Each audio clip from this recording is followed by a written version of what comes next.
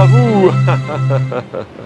C'est Alexandre et bienvenue dans mon émission Sous la Varangue. Sous la Varangue, c'est une émission qui parle de culture, d'histoire et d'événementiel. Aujourd'hui, chers amis, nous montons dans les Hauts-de-Seine à Saint-François, où le domaine de Beaubassin nous ouvre ses portes au public, aux touristes, aux amoureux de la Réunion. Nous allons découvrir des meubles de la Réunion, en bois de natte, en bois de tamarin. La visite est si extraordinaire qu'elle va s'échelonner en 6 épisodes. Et à la fin, nous découvrirons un atelier tressage avec l'art du coco. Et c'est tout de suite dans Sous la Varangue.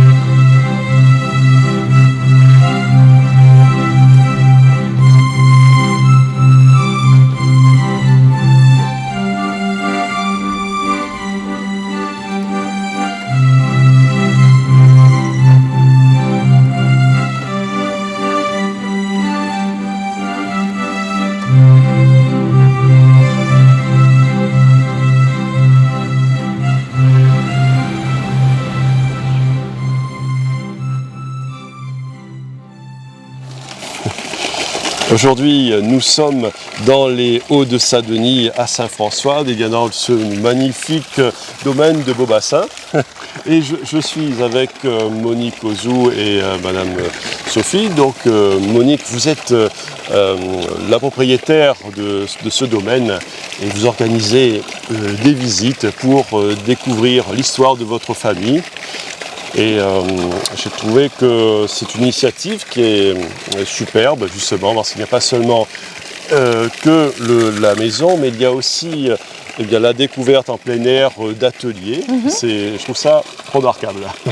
Merci. Alors, je suis Monique Ozou, je suis en fait donc la propriétaire du domaine de Beaubassin avec mon époux. Et depuis 2016, donc, j'ai la chance de pouvoir faire visiter la maison, qui est une maison familiale, donc du côté de mon époux. Une vieille case créole donc, qui a été construite entre 1855 et 1862. Cette maison, nous sommes revenus à La Réunion en 2016 et depuis 2016, donc, nous l'ouvrons à la visite. Nous participons également aux Journées du patrimoine, aux rendez-vous au jardin. Donc c'est une visite un petit peu particulière puisque nous ouvrons notre maison. Voilà, donc on a une partie de la visite qui est en intérieur et également ensuite on continue sur les dépendances puisqu'on a gardé la cuisine à l'extérieur comme dans les cases créoles traditionnelles et ensuite on termine donc par le jardin. Voilà, donc aujourd'hui nous avons une journée particulière puisqu'aujourd'hui nous faisons la journée au domaine. Journée au domaine comme aujourd'hui, donc 2 fois par mois. Sophie vous en dira vous en parlera un peu plus longuement. Donc ce sont des journées effectivement où on peut profiter à la fois de la visite guidée de la maison, intérieur et jardin, puisque la maison est inscrite à l'inventaire des monuments historiques depuis 2018. Mais également, vous verrez, donc c'est une journée particulière puisque la journée peut se prolonger et profiter d'un grand bol d'air dans la forêt attenante du domaine. Parce qu'il y a une forêt qui est attenante à la propriété. Sophie, quel sera le déroulé de la journée? Alors bonjour, je suis Sophie Denmont, moi je suis guide touristique germanophone. Je fais aussi le transport de personnes. Je suis ici aujourd'hui en tant que guide parce que j'ai créé la journée, l'événement, la journée au domaine. Et puis voilà, je suis avec Monique et puis voilà. Alors la journée, elle se passe en 3 temps en fait. On arrive le matin, on fait la visite du domaine avec Monique et du jardin voilà, dont elle va vous parler bien longuement. Et puis ensuite, donc ça c'est la première partie de la journée. Le midi, j'organise un pique-nique en forêt, donc pour profiter de la forêt du domaine qui est magnifique parce que je vais prendre un bon grand bol d'air frais à 10 minutes de Saint-Denis. Et puis après ce pique-nique, donc qui est un peu d'inspiration créole avec des petites délicatesses créoles, on va faire un atelier artisanal. Donc cet atelier artisanal, on travaille souvent avec du tressage coco, parce que c'est magique en fait. Les gens ont quelque chose entre leurs mains, et ils repartent avec leur objet, et c'est quelque chose qui plaît beaucoup et qui est facile à mettre en œuvre. Et voilà, la journée se passe pendant ces 3 temps, donc depuis le matin à 10h jusqu'à l'après-midi à 16h. Et puis c'est une journée qu'on a décidé de proposer 2 fois par mois. Elle est réservable sur le site de l'IRT, enfin sur réunion.fr et sur Explore la Réunion, aussi en direct, avec Monique ou avec moi. Et c'est une journée qu'on peut aussi réserver à certains groupes. Si des gens veulent une entreprise ou un groupe d'amis, voilà, on peut faire des journées spécifiques hors celles qui sont déjà décidées en fait, si jamais les personnes en font le souhait. À l'époque, quand Mazérieux, donc je expliquerai avec les portraits dans la maison, les différents habitants qu'il y a eu dans cette maison, celui qui va construire la maison, il s'appelle Alfred Mazérieux. Et quand il construit la maison, en fait, la maison est fermée sur ses 2 pans. C'est-à-dire qu'il y a 4 fenêtres en façade, avec juste l'ouverture ici. Donc on le voit sur la petite photo ici, puisqu'il y a des photos anciennes. Voilà, 4 fenêtres en façade, voyez. En 1948, il y a eu un gros cyclone à La Réunion. Donc à l'époque, les cyclones n'étaient pas baptisés. Et le cyclone a emporté une partie du toit et les 2 parties ici. Voilà, donc c'est la seule chose qui change dans la maison, puisqu'effectivement la maison, telle que vous la voyez aujourd'hui, elle a été construite comme ça. Il n'y a pas de partie rajoutée, il n'y a pas eu de transformation. Alors un petit mot avant de rentrer dans la maison. La maison, elle est, je ne sais pas si vous avez vu en arrivant sur la propriété, il y a le petit logo monument historique. Donc la maison, elle est inscrite à l'inventaire des monuments historiques depuis juin 2018. Donc 2 petits mots, il y a 2 processus. Il y a le classement ou l'inscription. Nous, elle est inscrite. L'inscription, ça a été une démarche un peu longue et puis surtout, on a mis du temps à se décider. Ça nous permet, en tant que propriétaire privé, d'avoir des aides de la culture, de la direction des affaires culturelles, pour tout ce qui est travaux. Voilà, donc il y a une aide de 40% qui est attribuée aux propriétaires privés. Alors après, attention, parce qu'il y a l'architecte des bâtiments de France, on demande des autorisations, on ne fait pas ce qu'on veut. Mais effectivement, c'est quand même une aide intéressante donc, pour entretenir le bâtiment. Voilà un petit peu. Alors, c'est également pourquoi la maison elle a été inscrite, outre que c'est une case créole, il y a de très belles cases créoles à La Réunion, mais comme je dis souvent, malheureusement, il y en a beaucoup qui sont détruites, parce que les propriétaires ne peuvent pas garder, ou alors ça tombe dans le giron du tout ce qui est conseil général, ou donc ce qui est pas mal aussi, qui reprennent pour les visites. La maison elle est inscrite parce que, outre la maison, vous êtes sur un lieu historique sur le plan botanique. Voilà, en 2 mots, en 1817, il y a 2 botanistes qui arrivent à La Réunion, Nicolas Bréon et son frère cadet. En fait, ils sont envoyés par la France pour créer un jardin à La Réunion et surtout ils amènent des végétaux de métropole, notamment des arbres fruitiers, plus de 800 espèces, pour les implanter à La Réunion, pour les distribuer à la colonie. Donc il y a une ébauche du jardin de l'État qui a été faite, jardin de l'État qui à l'époque s'appelait le jardin du roi, ROY. Et ces 2 botanistes donc, vont continuer donc, de dessiner ce jardin. Et en fait, le jardin de l'État, il est à 40 mètres d'altitude, au-dessus de la mer, donc c'est très chaud, très bas. Ils cherchent des terrains d'altitude pour pour acclimater en fait, ces fruitiers. Donc à l'époque, 1817-1818, bien évidemment, la maison n'existe pas. Et il y a un vaste terrain donc, qui appartient à une famille de Grélan, il y a 70 hectares. Et le gouverneur de l'époque va louer le terrain donc, à la famille pour en faire un peu une pépinière à ciel ouvert. Voilà. Donc vous verrez dans la forêt, il y a des arbres qui sont magnifiques, qui sont centenaires.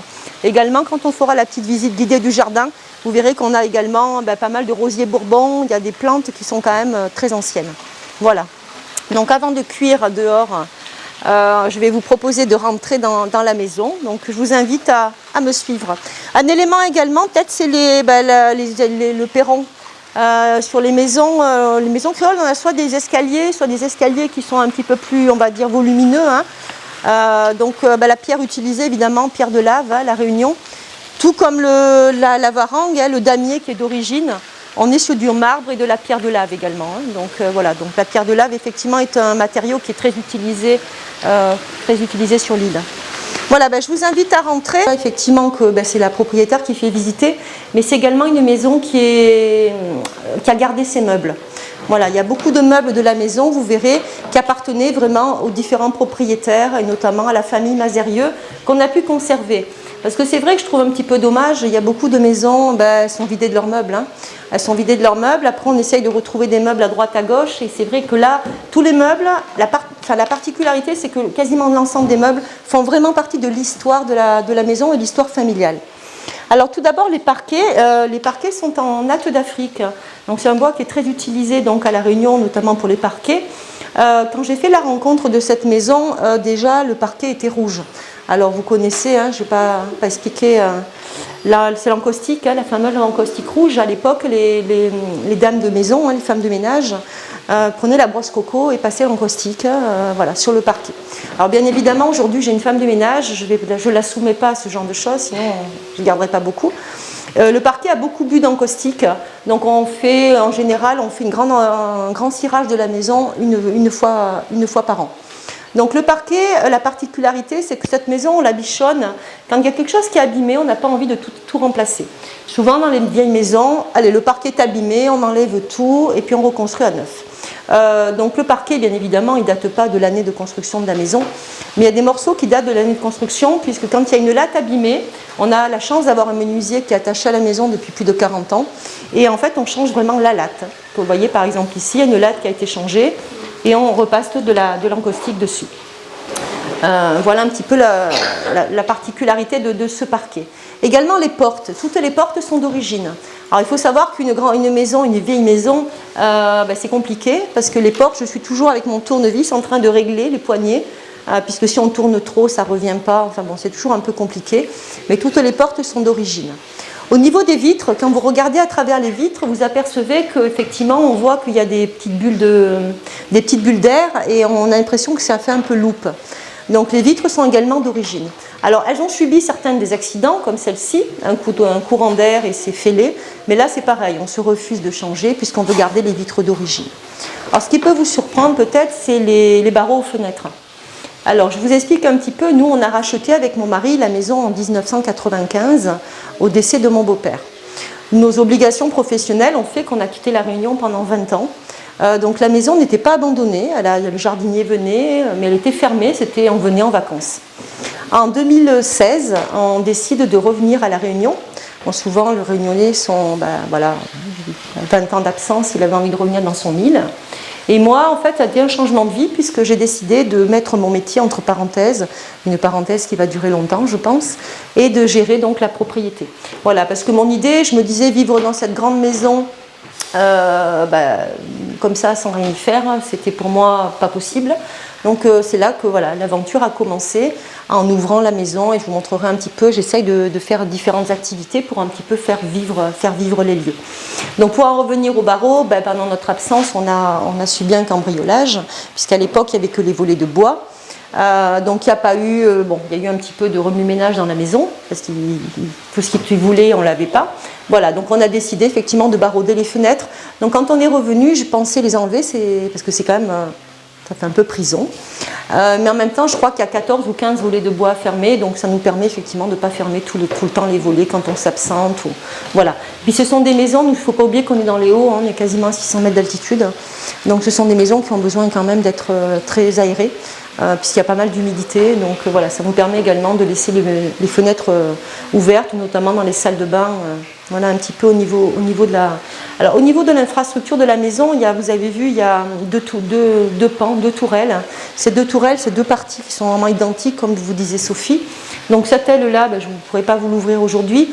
Ça a été notre chambre pendant très longtemps. Ça a été la chambre également de celui qui a construit la maison. Et aujourd'hui, donc, j'ai décidé d'en faire une chambre d'hôte. Dans chaque tourelle, on a des salles de bain. Alors ici, à l'époque, quand Alfred Mazerieux construit la maison, il veut dans sa maison une bibliothèque. Alors les modes de vie n'étaient pas les mêmes que les nôtres. Donc jusqu'en 2015, cette pièce, on l'appelle aujourd'hui la bibliothèque. C'est resté la bibliothèque. Donc c'est une grande pièce qui fait 23 mètres carrés. Et cette pièce était pleine de livres de sol au plafond. Donc imaginez 20 ans d'absence, l'humidité, ces livres, ils étaient très abîmés. Donc en 2016, on a fait un gros tri dans tous ces livres et on a décidé de transformer cette bibliothèque en chambre. Donc là également, il y a une chambre avec dans la tourelle une salle de bain. Alors, ça a été les modifications de la maison, les deux tourelles. Dans ces tourelles, il y avait des boudoirs à l'époque. Ils appelaient ça le boudoir, des pièces qui ne servaient strictement à rien. Une table, des livres, voilà. Et quand j'ai décidé donc de dynamiser la maison et d'essayer de la faire un peu vivre, j'ai décidé donc de faire dans chaque tourelle des salles de bain. Donc ça a été un pari ambitieux, puisqu'il n'y a que moi un petit peu qui y croyais. Ouvrir une salle de bain sous une varangue, c'est compliqué. Donc on a mis des filtres spéciaux, voilà. Mais bon, maintenant le projet est là, on a mis 2 ans avant de concrétiser tout ça. Voilà, parce qu'effectivement, avoir des gens en chambre d'hôte pour leur dire d'aller se doucher au fond du jardin, c'était un petit peu compliqué. Voilà, donc maintenant c'est devenu une chambre, mais entre nous, c'est resté vraiment, voilà, va dans la bibliothèque, va chercher, c'est resté vraiment la bibliothèque. Alors, la petite chose que j'ai, on va dire, à rajouter à la maison, j'ai fait faire donc sur mesure ces deux pans de bibliothèque, justement pour pouvoir un petit peu sortir les livres sur le salon. Alors, c'était, bon, on a 3 enfants.